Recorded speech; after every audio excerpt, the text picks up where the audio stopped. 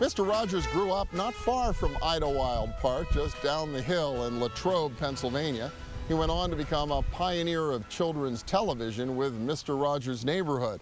Well, today the Fred Rogers Company advances Fred Rogers' philosophy and values through Daniel Tiger's Neighborhood on PBS, now featured here at Idlewild, and more recently with Peg plus Cat, which helps children develop math and problem-solving skills. Viewers stream more than 47 million Daniel videos every month. Bill Eisler is CEO of the Fred Rogers Company and joins us here today. Thanks for coming out to Idlewild for this. It's always good to be with you, Bill. Yeah, as I was reading that number, 47 million streams a month, I had to stop myself for a second. That's astounding. It's a whole new media world. It is overwhelming. I mean, that in children's television is the #1 figure for streams. I mean, we know that. And Daniel, we know also, is the #2 children's program of all of television, too. So, look, it's been a great success. Families love it. And children want to watch it time and time again. It really reflects the success of Daniel, even what we see here at Idlewild, kind of a redirection for the Fred Rogers legacy and for what the old family communications company was about. How did that all come about? Fred always felt that the puppets in the neighborhood of make-believe could be animated. I mean, he always felt that way. You know, he voiced them, and of course he manipulated them when we were taping. And so we really thought about what next, and we decided to get back into broadcast television. Kevin Morrison joined us from LA, who had a great background in children's television and animation, and we decided to work with Angela Santamero, who had met Fred, who had been inspired by Fred whenever she created Blue's Clues. And Angela signed on in a heartbeat and really did a tremendous job with Kevin, with PBS, working on Daniel. And 2 years ago, we asked Paul Siefken, who was with PBS Kids, to join us, and he did. He moved his family to Pittsburgh, and Peg plus Cat is a huge success, and our third program, Odd Squad, is also a huge success. So we really have, our whole mission is to create broadcast television for children. That is the same quality of Mr. Rogers' Neighborhood, and it embodies his philosophy and what he stood for. I remember years and years ago I sat at a dinner with Fred Rogers, and he was telling me a little bit about how he does what he did, or did what he did. And I guess what I was struck by was how much work he put in. Every single episode, thinking so hard, all the creativity and everything else. You know, trying to replicate that or stay true to that has to be a bit of a challenge. The Neighborhood, Mr. Rogers' Neighborhood, was a one-man show. I mean, he wrote all the scripts, he wrote all the music, he manipulated all the puppets, plus he did the intros and outros, you know. So when you think about that, he was working a lot in getting those neighborhoods to be produced to the highest quality.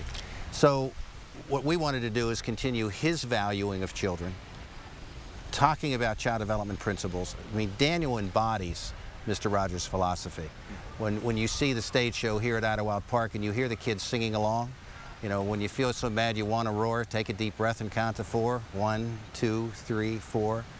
Grown-ups will come back. I mean, it's great to hear parents, and the parents are singing right along with the children. So music is also important. Yeah, they were all singing on the trolley today. And when I go back and look at some of the old Mr. Rogers shows, the sophistication of the music that actually was on that show for a kid's show was pretty amazing. Well, Johnny Costa, the musical director, one of Pittsburgh's finest. Yeah, well, you couldn't do any better than that. When they had this idea, though, all right, we had a 25-year great run. This is Mr. Rogers' Neighborhood. Now we want to change it.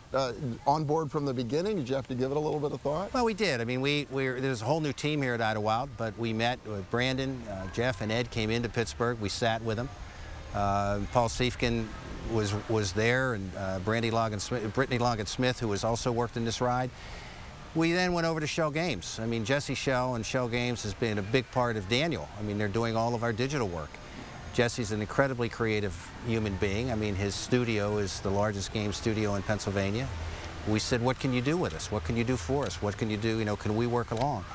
The team here at Idlewild said, let's go. So, I mean, I have to tell you that Ed was in Pittsburgh a lot, and Jesse was out here a lot in his team, and it's exceeded everybody's expectations.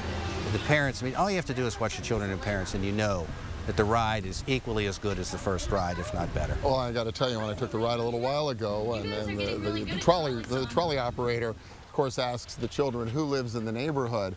This little 3-year-old said, without a beat, Daniel Tiger. Yeah. And it told me instantly, it is a new world. It's a new audience. It is a new audience, and that's what children know. Children know, they now know Daniel Tiger's Neighborhood, inspired by the classic Mr. Rogers' Neighborhood. So where do you take it from here? You see another new show coming on PBS, and other opportunities across media? Well, we're looking at all media. You know, we're working hard. Paul has a whole team, Paul Siefken has a whole team internally that's taking a look at ideas. We have some very, very creative people working with us at the Fred Rogers Company, and we're looking at new opportunities all the time. But with Daniel, I mean, there's a lot going on. We have a stage show that's going to be premiering in Nationals Touring Company in February. Our digital is continuing to do. We're working with Shell Games on a potty app, which will be the first of its kind. Everything continues to really just go along very, very well. But a lot of hard work, a lot of great partners. And it sounds like a lot of great creativity and talent right here in our region to pull all this off. It's fabulous what's going on in Pittsburgh. It really is, and PBS couldn't be happier. Well, it's exciting. Bill Eisler, congratulations on everything that's been happening with the Fred Rogers Company. Thanks, Bill. Thanks for everything. Thank you. When Idlewild went looking for theme park expertise to help design the new Daniel Tiger ride, it didn't have to look too far. Shell Games was right here in our region, and we'll find out about their role in making the new attraction happen when our region's business continues. Stay with us.